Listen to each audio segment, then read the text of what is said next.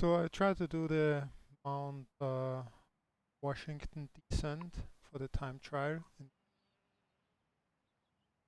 but apparently it's not possible because it's able to start the engine up. And the dashboard says the fuel pump is on, but there's not a dedicated switch to turn on the fuel pump, just ignition.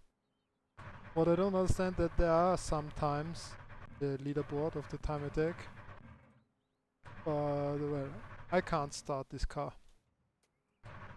so I don't know how to do the time here.